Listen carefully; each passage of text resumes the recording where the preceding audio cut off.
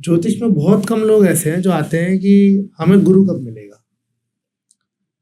क्यों? गुरु क्योंकि मतलब गुरु मतलब आपको जो स्पिरिचुअल गाइडेंस दे रहा है, आध्यात्मिक गुरु, जिसे हम सदगुरु कहते हैं। जी जी। क्योंकि गुरु गीता एक शास्त्र है।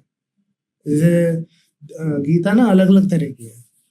भगवत गीता जो कृष्ण जी ने बोली, फिर देवी गीता है, ऐसे ही एक गुरु गीता है।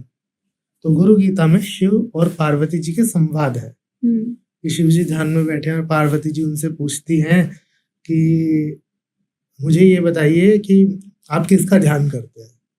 तो वो बताते हैं मैं गुरु तत्व का ध्यान करता हूँ।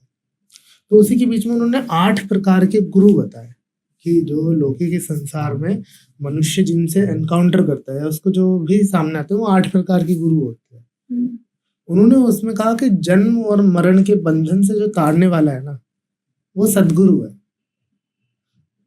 आप सदगुरु की शरण ग्रहण करो, जिसका मन स्थिर है, जिसकी बुद्धि स्थिर है, जिसने ब्रह्म तत्व को जान लिया है। बेसिकली जो ब्रह्म ऋषियों के अलग अलग लेवल हैं, और ब्रह्म ऋषि जो है, ब्रह्म ऋषि को ही सदगुरु कहा उन्होंने। तो ज्योतिष में बहुत कम लोग ऐसे हैं जो आते हैं जानने के हमें सदगुरु कब मिलेंगे, क्योंकि जीवन में किसी ना किसी रूप में आपको गुरु तो मिलते ही रहे हैं। और मुझे लगता है गुरु का होना बहुत ज्यादा जरूरी भी है जीवन में, क्योंकि आपको गाइडेंस कहाँ से मिलेगी। लेकिन वही कुछ आपके कर्मास ऐसे होते हैं पास्ट लाइफ के कि आप गुरु पे भी ट्रस्ट नहीं कर पाते। बेसिकली गुरु क्या है? जुपिटर है।